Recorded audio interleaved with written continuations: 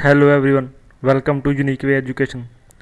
आज मैं आपके सामने इस वोकेबलरी सीरीज़ का पार्ट 6 लेकर आया हूँ। इससे पहले मैंने इस सीरीज़ के 5 वीडियोस अपलोड कर दिए हैं। अगर आपने उन्हें नहीं देखा तो उनको जाकर देख लीजिए। तो चलिए आज का हमारा ये वीडियो शुरू करते हैं। आज का हमारा पहला वर्ड है एंट्रोपी। यह एक नाउन है। इसका मीनिंग है लैक ऑफ ऑर्डर और predictability, gradual decline into disorder. कहने का मतलब कोई ऐसी चीज़ों का ऑर्डर या सीक्वेंस जिसे प्रेडिक्ट नहीं किया जा सकता और वो ऑर्डर ऐसे उथल पुथल हो रखा हो और उसका सही अनुमान ना लगाया जा सके। मीन्स एंट्रोपी ऐसी चीज़ों का मिश्रण है जिसमें से आप जरूरी इन्फॉर्मेशन निकाल ना पाओ। जैसे कि कोई डिजिटल और एनालॉग सिग्नल, उनमें बहुत सारी फ्लक्चुएशंस हों, नॉइस हों, और जो इन्फॉर्मेशन आपको चाहिए उस इन्फॉर्मेशन को आप निकाल ना पाओ। ऐसी बातों के लिए हम एंट्रोपी वर्ड को यूज़ करेंगे। इस वर्ड को हम एग्जांपल के साथ समझते हैं। They therefore have a higher entropy after mixing. कहने का मतलब मिक्सिंग के बाद वो जरूरी इन्फॉर्मेशन निकाल नहीं पाएंगे। हमारा नेक्स्ट वर्ड है एग्रेवेशन। यह एक नाउन है। इसका meaning the state of becoming worse or more serious, एग्जर्बेशन। कहने का मतलब किसी चीज़ का और बद से बदतर होना, ख़राब से भी और ज़्यादा ख़राब हो जाना। जैसे कि आप पहले से गुस्से में हो, कोई आपको ऐसी बात कह दे और आपको और भी गुस्सा आ जाए, तो ऐसी बातों के लिए हम एग्रेवेशन को यूज़ करेंगे। इस वर्ड को हम एग्जांपल के साथ समझते हैं। I have been getting a lot of aggravation at work recently. कहने का मतलब हाल ही में मुझे इतना काम मिल रहा है कि मुझे और भी गुस्सा आ रहा है। हमारा नेक्स्ट वर्ड है कल्मिनेट। यह एक वर्ब है। इसका मीनिंग है इफ़ एन इवेंट्स और series of events कल्मिनेट्स in something it ends with it having developed until it reaches this point।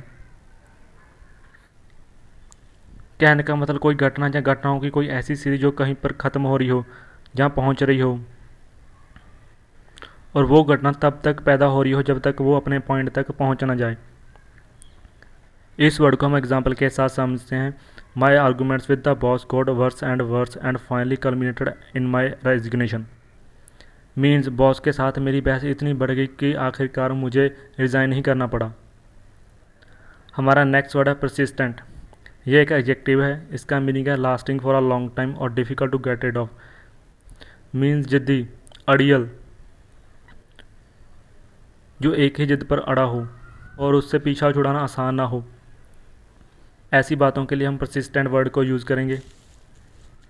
For example, जैसे कोई बच्चा खिलौना मांगने की ज़िद कर रहा हो तो उसे हम कहेंगे ये एक परसिस्टेंट चाइल्ड है। इस वर्ड को हम एग्जाम्पल के साथ समझते हैं। There have been persistent rumours that the principal might take early retirement. कहने का मतलब लगातार ऐसी अफवाहें आ रही हैं प्रिंसिपल जल्द ही रिटायरमेंट ले लेंगे। कहने का मतलब अफवाहें इतनी जिद्दी हैं कि पीछा छोड़ने का नाम ही नहीं ले रही।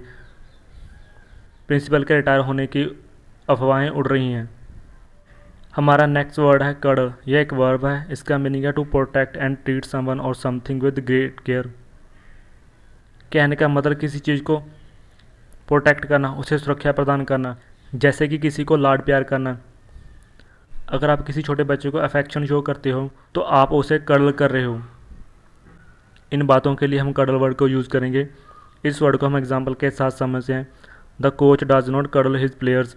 कहने का मतलब कोच अपने प्लेयर्स के साथ प्यार से पेश नहीं आता, मतलब कोच अपने प्लेयर्स के साथ सख्ती से पेश आता है।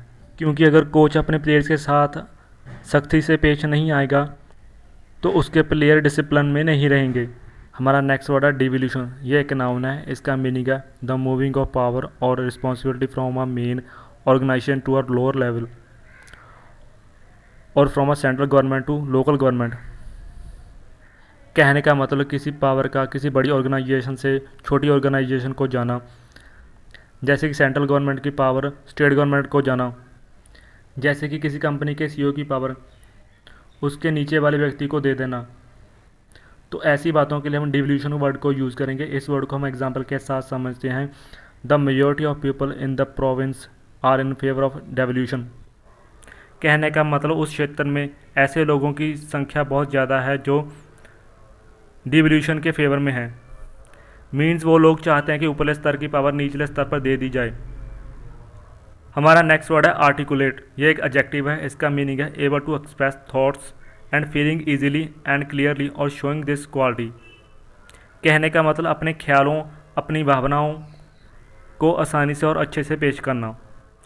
कहने का मतलब किसी से बात करते समय आपने अपने ख्याल, अपनी भावनाओं को इतनी अच्छी तरह से पेश किया, सुनने वाला आपकी सारी बातों को समझ गया। मीन्स आपने अपनी बातों को बहुत अच्छे से पेश किया। ऐसी बातों के लिए हम आर्टिकुलेट वर्ड को यूज़ करेंगे। इस वर्ड को हम एग्जाम्पल के साथ समझते हैं। She gave a witty entertaining and articulate speech. कहने का मतलब उसने समझदार, मज़ेदार, स्पष्टीकरण वाली स्पीच दी।